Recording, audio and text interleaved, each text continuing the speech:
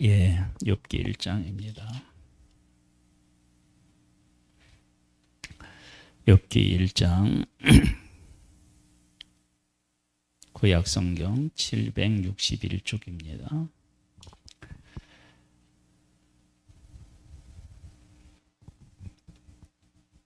아, 6절로부터 보면 이렇게 나옵니다. 하루는 하나님의 아들들이 와서 여호와 앞에 섰고 사탄도 그들 가운데에 온지라. 여호와께 사탄에게 이르시되 네가 어디서 왔느냐? 사탄이 여호와께 대답하여 이르되 땅을 두루돌아 여기저기 다녀왔나이다. 여호와께서 사탄에게 이르시되 네가 내 종 욥을 주의하여 보았느냐? 그와 같이 온전하고 정직하여 하나님을 경외하며 악에서 떠난 자가 세상에 없느니라. 사탄이 여호와께 대답하여 이르되 욥이 어찌 까닭없이 하나님을 경외하리이까? 주께서 그와 그의 집과 그의 모든 소유물을 울타리로 두르심 때문이 아니리이까? 주께서 그의 손으로 하는 바를 복되게 하사 그의 소유물이 땅에 넘치게 하셨음이니이다. 이제 주의 손을 펴서 그의 모든 소유를 치소서.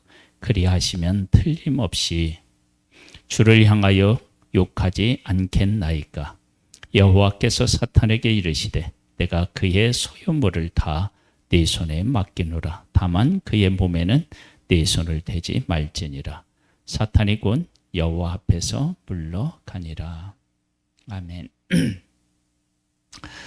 하나님께서 인정하시는 믿음이란 도대체 어떤 것이냐, 이제 그런 주제를 가지고 한번 나눠보도록 하겠습니다.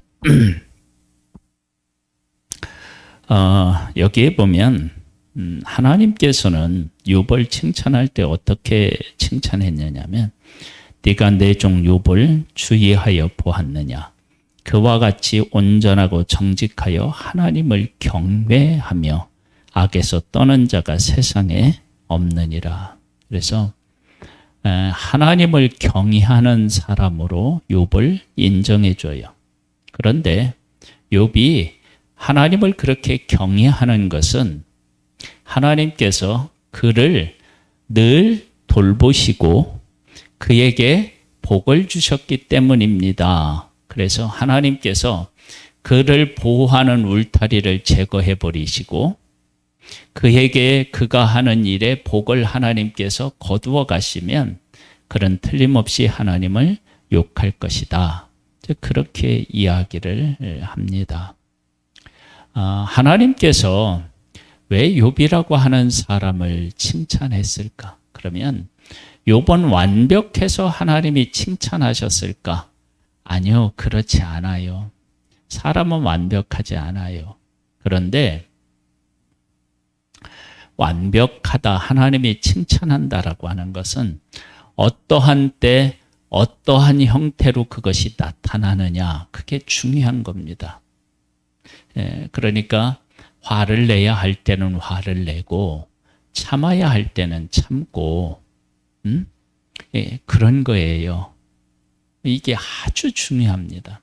여기 한번 이제 조금 위로 거슬러 올라가면 이런 말씀이 있습니다. 4절에 보면 그의 아들들이 자기 생일에 각각 자기의 집에서 잔치를 베풀고 그의 누이 3명도 청하여 함께 먹고 마시더라.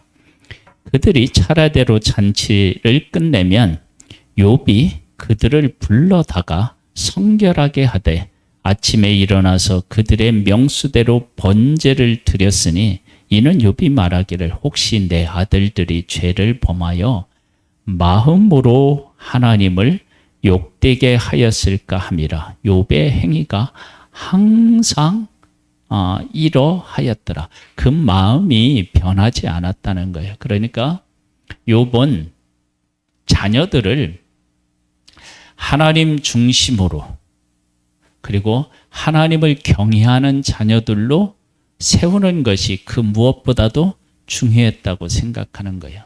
왜냐하면 자녀들이 이제 각자 집이 있었어요. 그래서 집에서 생일이 되면 형제들을 다 모아가지고 잔치를 하면 아마도 술을 마셨겠죠. 포도주를 마셨을 가능성이 있는데 그렇게 마셨는데 그러면 그 다음 날 되면 이들을 다 불러 모아가지고 한 사람 한 사람을 놓고 어떻게 해요? 하나님 앞에 번제를 드리면 그러면 아들들을 대상으로 드려도 7번 드려야 되고요. 그렇죠? 그 다음에 딸들까지 한 배 드리면 10번을 드려야 되는 거예요. 그러니까 잔치를 베풀고 그 다음 날은 하나님 앞에 나아가는 날이에요. 그러면 이 일이 결코 쉽지 않아요. 왜냐하면 10명의 자녀이면 한 달에 한 명씩이라고 하더라도 1년에 어떻게 해요? 10달이고요. 만약에 어느 달이 겹친다 그러면 연이어서 그런 일을 해야 할지도 모릅니다. 그런데 그 일을 항상 그렇게 했다는 거예요. 그러면 욥이 자녀들에게만 그렇게 하고 자기에게 닥치는 문제에 대해서는 어떻게 했느냐? 그러면 이제 그 다음부터 이제 환난을 당할 때, 그래서 첫 번째 하나님께서 그 인정하시는 그 믿음이라고 하는 것은 뭐냐면 그 일상의 삶에서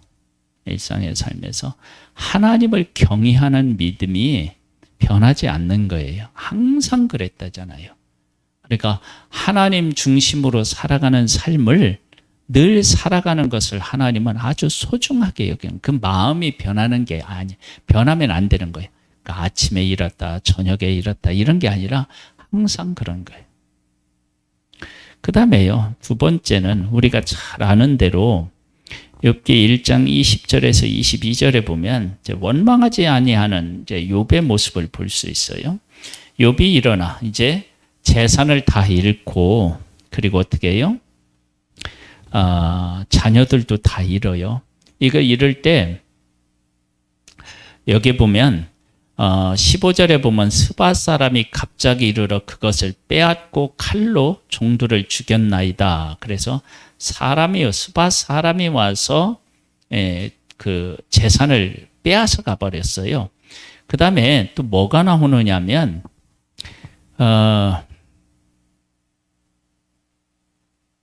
19절에 보면 거친들에서 큰 바람이 와서 짐 네 모퉁이를 짐에 청년들이 위에 무너짐으로 그들이 죽었나이다. 그렇게 나와요.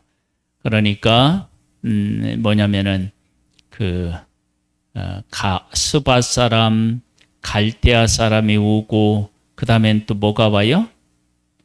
바람이 오고 그렇죠? 그 다음에 또 이제 불까지도 와요. 그러니까 사람에 의하여서도 공격을 받고 하나님에 의하여서도 공격을 받는 것처럼 그렇게 와요. 그런데 그 환난이 왔을 때 일상생활에서 고백했던 믿음이 있죠.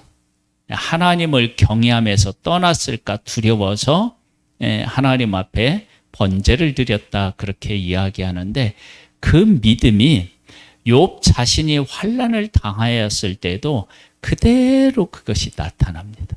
그러니까 평상시에는 대단한 믿음인 것 같은데 막상 환난이 닥치면 넘어지는 사람들이 있어요.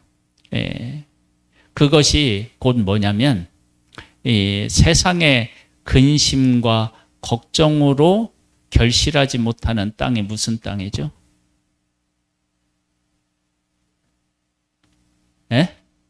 가시밭. 그 다음에 환난으로 인하여서 이 결실하지 못하는 밭을 돌밭이에요. 그렇게 어떠한 일이 생겼을 때 근심하거나 환난으로 인하여서 넘어지거나 그런 것들은 결실할 수가 없는데 욥은 환난의 때에 그럴 때 그것을 이겨서 하나님 중심으로 삶을 살아낸다고요. 그러니까 그러한 믿음을 하나님께서 인정해 주시는 거예요. 그 다음에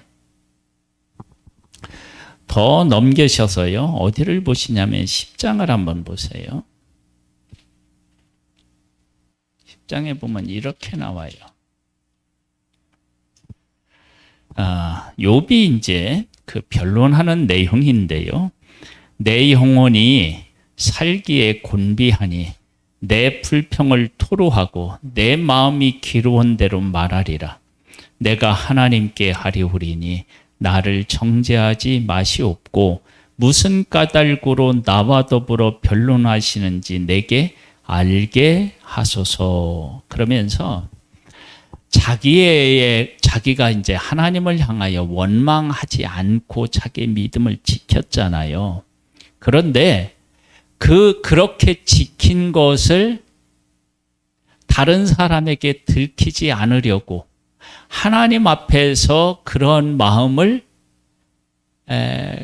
변치 않게 가지고 있는 것처럼 하려고 그렇게 이렇게 막 버팅기면서 그렇게 신앙을 포장하지 않고 자기가 힘든 일이 있을 때 힘든 걸 어떻게 해요?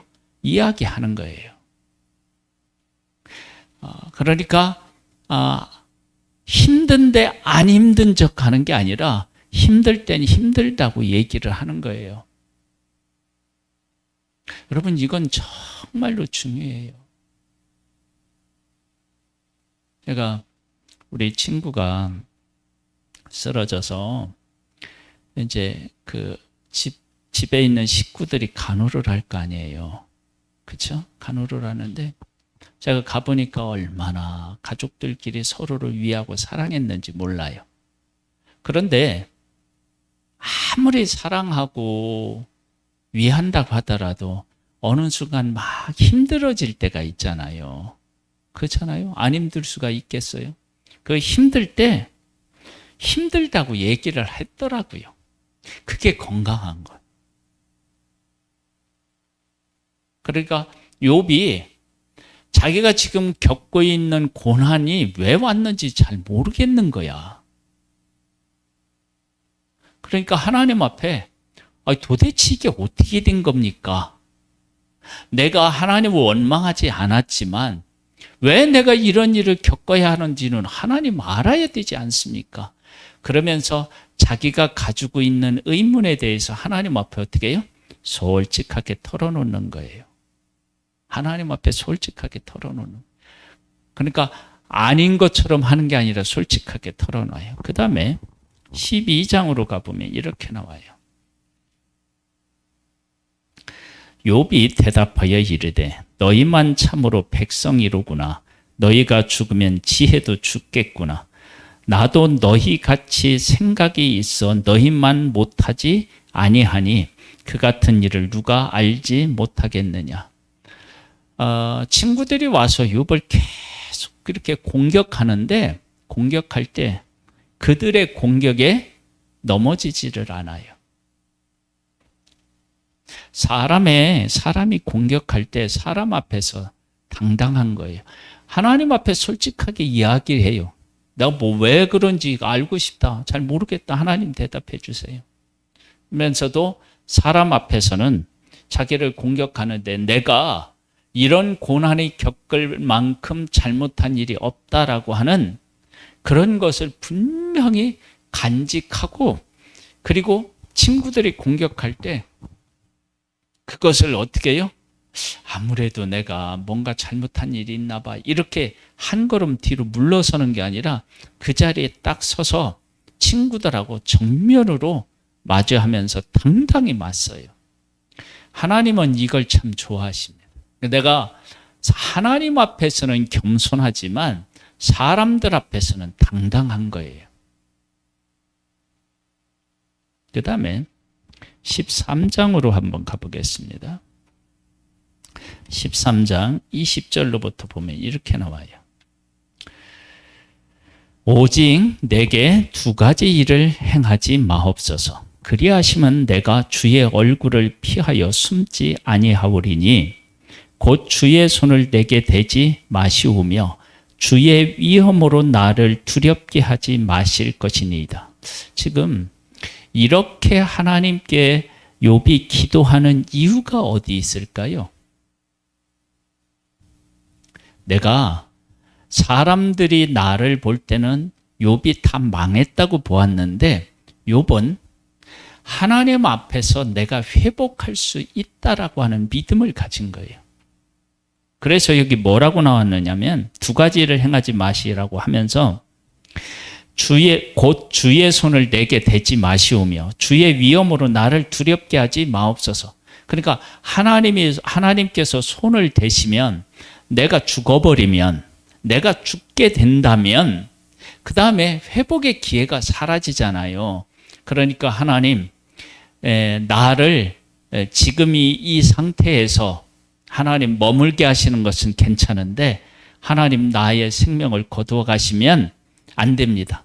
왜냐하면 나는 하나님 앞에서 회복될 것을 믿고 지금 소망하고 있습니다. 그 얘기를 지금 이야기하고 있는 거예요. 그러니까 하나님 앞에는 솔직하게 자기의 심정을 토로하고 사람 앞에서는 담대하고 그 다음에 어떻게 해요? 하나님께 또 어떻게 해요? 하나님이 자기를 치셨다고 생각되지만 그러나 하나님을 향하여 여전히 소망을 품고 있는 모습을 보게 됩니다. 이건 아주 중요한 거예요. 그러니까 하나님이 인정하신다. 그러면 일상적인 삶에서 하나님을 경외하는 모습을 나타내고요. 두 번째, 환난 가운데서도 어떻게 해요? 내 믿음을 지키고요. 그 다음에 세 번째는 하나님 앞에 솔직하게 자기의 심정을 털어놓고 네 번째는 사람 앞에서는 어떻게 해요? 당당하고요. 다섯 번째, 사람들은 욥이 다시 회복될 것이라고 하는 생각을 안 했는데 욥은 어떻게 해요? 자기 자신이 회복될 것이라고 하는 분명한 고백을 하고 있는 모습을 보게 됩니다. 그 다음에 우리가 이제 나눴던 이제 40장으로 한번 넘어가 보겠습니다. 40장 3절로부터 5절인데요. 거기에 보면 이렇게 나와요. 욥이 여호와께 대답하여 이르되 보소서 나는 비천하오니 무엇이라 주께 대답하리이까 손으로 내 입을 가릴 뿐이로소이다. 내가 한 번 말하였사온즉 다시는 더 대답하지 아니하겠나이다. 그러면서 뭐라고 하냐면 하나님께서 자기를 치셨는데 그 하나님을 향하여 원망하지 않았잖아요. 그 원망하지 않은 그 마음을 그대로 간직하고 있어서 하나님께서 욥에게 나타나셔서 욥에게 말을 하니까 욥이 어떻게 얘기하느냐면 회개예요. 그래서 그 회개한 내용은 42장 1절로부터 나오는데 이렇게 나와요. 욥이 여호와께 대답하여 이르되 주께서 못하실 일이 없사오며 무슨 계획이든지 못 이루실 것이 없는 줄 아오니 무지한 말로 이치를 가리는 자고 눈이니까 내가 깨닫지도 못한 일을 말하였고 내가 지금까지 하나님을 안다고 사람한테 얘기했지만 하나님 앞에서는 내가 뭘 안 것이 있겠습니까? 이제 그렇게 이야기하는 거예요. 스스로 알 수도 없고 헤아리기도 어려운 일을 말하였나이다. 그러니까 제대로 알지 못하면서 짓거렸다는 거예요. 내가 말하겠사오니 주는 들으시고 내가 주께 묻겠사오니 주여 내게 알게 하옵소서. 내가 주께 대하여 귀로 듣기만 하였사오니 이제는 눈으로 주를 배옵나이다. 그러므로 내가 스스로 거두어 드리고 티끌과 재 가운데서 어떻게 해요? 회개하나이다. 하나님 앞에서 자기의 잘못을 인정하고 어떻게 해요? 회개하는 모습을 봐요. 사실은 이런 상황에서 욥이 회개해야 되나요? 근데 회개한다고요. 그 다음에 정말로 하나님을 경외하는 사람에게 나타나는 특징이 뭐냐면 하나님을 경외함과 함께 사람하고의 관계도 이렇게 뭐냐면은 회복이 되고 원만해지는 그런 일이 생겨요. 42장 10절로부터 보니 이렇게 나와요. 욥이 그의 친구를 위하여 기도할 때 왜 이런 일이 생기느냐 그러면 7절로 가보면 7절로부터 볼까요? 그러면 여호와께서 욥에게 이 말씀을 하신 후에 여호와께서 대만 사람 엘리바스에게 이르시되 내가 너와 네 두 친구에게 노하나니 이는 너희가 나를 가리켜 말한 것이 내 종 욥의 말같이 옳지 못함이니라. 그런즉 너희는 수소 7과 순양 7을 가지고 내 종 욥에게 가서 너희를 위하여 번제를 드리라. 내 종 욥이 너희를 위하여 기도할 것인즉 내가 그를 기쁘게 받으리니 너희가 우매한 만큼 너희에게 갚지 아니하리라. 이는 너희가 나를 가리켜 말한 것이 내 종 욥의 말같이 옳지 못함이라. 이에 대만 사람 엘리바스와 수핫 사람 빌닷과 나아만 사람 소발이 가서 여호와께서 자기들에게 명령하신 대로 행하니라. 여호와께서 욥을 기쁘게 받으셨더라. 기쁘게 왜 받으셨느냐? 그 다음 10절로부터 나와요. 욥이 그의 친구들을 위하여 기도할 때에 여호와께서 욥을 공경을 돌이키시고 여호와께서 욥에게 이전 모든 소유보다 갑절이나 주신지라. 그러니까 회복이 이렇게 갑절로 회복된 것듯이 어디에서부터 나오느냐면 친구들 어떻게 해요? 용서하고 받아들인 데서부터 나와요. 여러분 하나님 앞에서는 회개할 수 있지만 사람을 용서하는 것은 또 다른 차원의 문제이다고요. 그런데 하나님에게도 회개하고 사람도 어떻게 해요? 용서할 줄 알았다고요. 그러면서 어떤 일이 또 하나 벌어지느냐 하면 이에 그의 모든 그러니까 하나님 앞에 회개하고 친구들을 용서하고 회복되니까 그 다음에 어떻게 됐냐면 이에 그의 모든 형제와 자매와 이전에 알던 이들이 다 와서 그의 집에서 그와 함께 음식을 먹고 한번 잘 생각해 보세요. 욥이 하나님 앞에 회개하면서 이제 회복의 역사가 일어나는데 하나님 앞에 회개해서 하나님의 뜻을 다 깨달아 알잖아요. 하나님이 찾아오셔서 말씀하신 걸 통해서 하나님의 뜻을 알잖아요. 그리고 하나님 앞에서 자기가 얼마나 부족한 존재인지를 알고 회개를 해요. 그리고 났는데 친구하고의 관계가 회복되는데 친구들이 하나님이 명령하신 대로 재물을 가지고 와서 이렇게 제사를 드리면서 욥에게 용서를 구했더니 욥이 그 친구들을 정말로 용서하고 받아주는 거예요. 그 모습을 보면서 욥을 떠났던 사람들이 우리가 잘못을 깨달아 알고 욥에게 돌아가면 욥은 우리를 용서하고 받아주겠구나. 이런 마음들이 사람들 마음속에 다 전해진 거예요. 그래서 욥의 친구들을 하나님이 받아 그들을 용서하라고 하고 그들을 기쁘게 받으시는 그것을 먼저 한 것은 일일이 하나님이 다 찾아가시는 게 아니라 그 친구들 정말로 욥을 힘들게 했다고 할 수 있는 그 친구들을 욥이 받아줬다면 우리 같은 사람들도 욥이 어떻게 해요? 충분히 받아줄 수 있겠구나 하고 다 욥에게 돌아왔다고 우리가 그렇게 생각해 볼 수 있어. 그렇잖아요? 그렇게 한 후에 어떤 일이 있었냐면 이에 그의 모든 형제와 자매와 이전에 알던 이들이 다 와서 그의 집에서 그와 함께 음식을 먹고요. 여호와께서 그에게 내리신 모든 재앙에 관하여 그를 위하여 슬퍼하며 위로하고 이게 다 지나갔는데 지금 슬퍼하고 위로하면 그게 앞뒤가 맞는지는 모르겠지만 뭐냐면 당신이 그렇게 어려운 일을 겪을 때 우리가 곁에 있지 못하고 당신을 떠난 일에 대하여서 우리가 어떻게 해요? 미안하게 생각한다, 잘못했다 이렇게 얘기했겠죠. 그리고 각각 캐시타 하나씩과 금고리 하나씩을 어떻게 해요? 주었다. 그렇게 이제 이야기를 하고 있어요.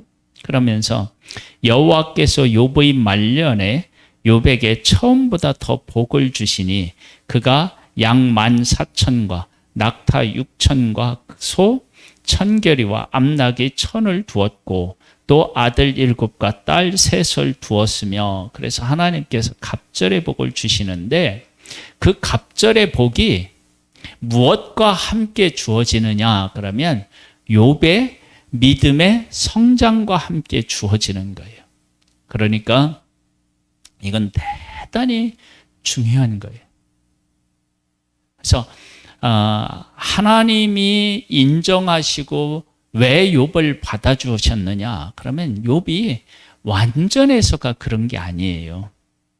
그러면 어떻게 했느냐? 한마디로 요약하면 하나님을 경외했어요. 그러면 이 하나님을 경외한다는 것은 어떤 형태로 나타나느냐? 그러면 일상적인 삶에서 항상 하나님 중심으로 살아요. 하나님. 그리고 환난을 당할 때에도 하나님의 주권을 인정해요. 그래서 하나님 원망하지 않아요. 그렇죠? 그리고 사람들이 자기를 공격할 때 사람들 앞에서는 당당해요.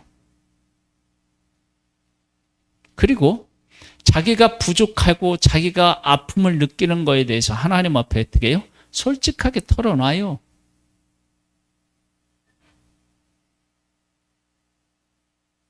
솔직히 털어놓는 게 쉽지 않지만 털어놔요. 그 다음에 어떻게 되느냐? 하나님 앞에 소망을 둬요. 욥이 그렇게 망했을 때 욥이 다시 일어날 것이라는 생각을 사람들은 못했을 거예요. 저게 이제 망했다 그렇게 했을 거예요. 그런데 욥은 그 와중에 하나님 앞에 소망을 둬요. 나의 생명을 거둬가지 마십시오. 그런 하나님 앞에 향한 고백은 1장에 나와 있는 것처럼 욥의 생명에 하나님이 사탄에게 손대지 말라고 한 것하고 똑같이 연결이 돼요. 왜? 욥이 생명이 있는 한 하나님이 그를 회복시킬 수 있는 기회가 주어지니까요. 근데 그걸 안 거예요. 그러니까 다른 사람은 욥에게 소망을 안 뒀는데 욥 자신은 사실 제일 절망할 수 있는 사람이 욥인데 거기서 절망하지 않고 하나님을 향하여 소망을 두는 거예요. 그런 사람은 또 어떻게 되느냐? 하나님 앞에서 하나님께 말씀하시는 것을 듣고 내가 이런 부분에 부족함이 있었구나 하고 자기의 잘못을 돌이키고 회개하는 그런 일이 생겨요. 그리고 나서 사람을 용서하고 사람과 더불어서 이렇게 화목의 관계를 회복하고 그렇게 살아가는데 이것을 갑절로 받은 어떤 그 재물 이런 것으로 이것을 너무 과소평가하면 안 돼요. 이런 것들 안에서 어떻게 해요? 이게 그 갑절이 주어지는 거예요. 그래서 하나님을 경외했다.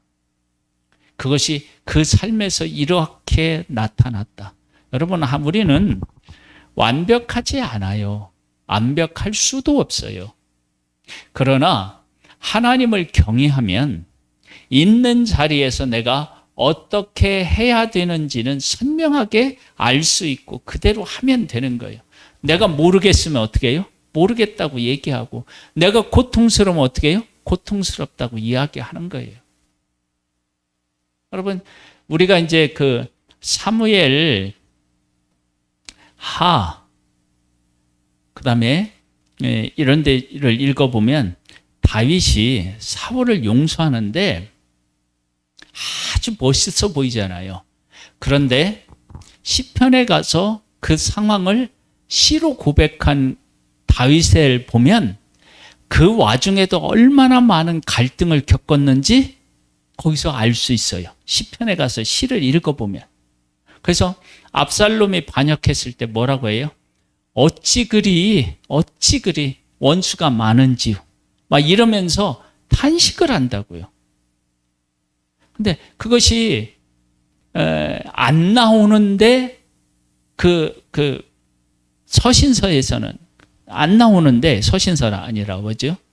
사무엘하 뭐 이런 곳에서 열왕기상 뭐 이런 데서 안 나오는데 그런데 나중에 보면 이것이 시편에서 보면 알아요. 그러니까 그걸 하나님 앞에 다 그 자기의 부족한 걸 어떻게 해요? 고백하는 거예요. 그리고 하나님의 도움을 간구해요. 그리고 나서 사람 앞에 섰을 때는 어떻게 해요? 그런 일이 전혀 없는 것처럼 용서하고 이렇게 하는 거예요. 그러니까 건강한 거죠. 그러니까 막 이 안에는 사울을 향한 막 분노가 가득한데 하나님 앞에서 안 그런 척하고 막 이런 게 아니라 하나님 앞에서 막 뒹굴면서 어떻게 살아야 되는지 막 하나님의 도움을 구하는, 간절히 구하는 그런 마음으로 하나님 앞에 서고, 그리고 그 하나님하고의 그 교통을 통해서 힘을 얻어서 어떻게 되냐면 사람 앞에서는 아주 당당한 거예요. 그런 일이 전혀 없었던 것처럼 당당한 거예요. 그러면서 믿음을 지켜나갔던 다윗을 하나님은 어떻게 해요? 내 마음에 합한 사람이다. 그렇게 얘기했어요. 그래서 우리들 중에서 내가 이제 믿음이 있어요. 믿음이 있는 사람이다. 그러면은 내가 아무것도 느끼지 못하고 막 이렇게 갈등도 없고 그런 게 아니라 내 안에 많은 갈등이 있는데, 아픔이 있는데, 힘든 것이 있는데 그걸 하나님 앞으로 가져와서 하나님과 막 뒹굴고 싸우면서 하나님의 마음, 하나님의 은혜를 입어서 다시 나아가서 그에게 은혜를 베풀고 그에게 앞에 가서 웃을 수 있고 그런 사람으로 세워지는 것을, 이것을 믿음의 사람, 하나님이 칭찬하는 사람이다 그러는 거예요. 그냥 그런 데서 욥이 원망하지 않았다, 어리석게 원망하지 않았다 그래서 그 마음이 하나님을 향하여 감사와 기쁨으로만 충만했다, 그게 아닌 거예요.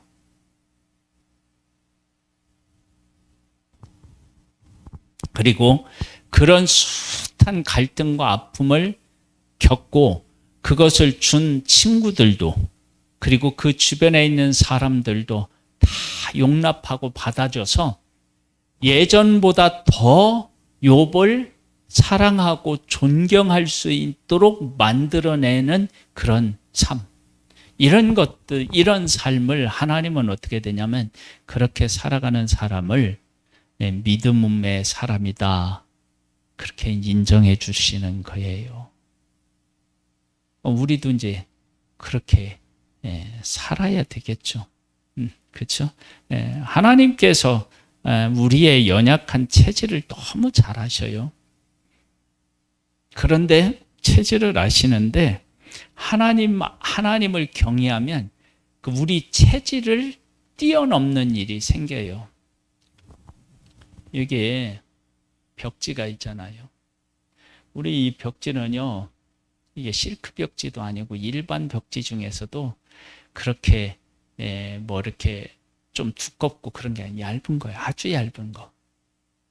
그래서 이 벽지는 손가락으로 이렇게 하면 아마 구멍이나 금방 날 수 있는 그런 거. 근데 지금 여기 벽에 딱 붙어 있잖아요. 그러면 벽만큼 이게 어떻게 해요? 강한 거예요. 벽만큼. 그러니까 우리들이 나라고 한 존재는 약한데 이게 하나님 앞에 딱 붙어 있으면 내 능력과 내 힘이 하나님으로부터 오는 것, 그것으로 어떻게 해요? 이 모든 것들을 이겨 나갈 수 있는 것입니다. 그래서 우리는 어떻게 해야 되느냐? 하나님을 잘 경외하는 거예요. 그러니까 하나님을 경외하면 하나님 앞에 이렇게 붙어 있는 거예요.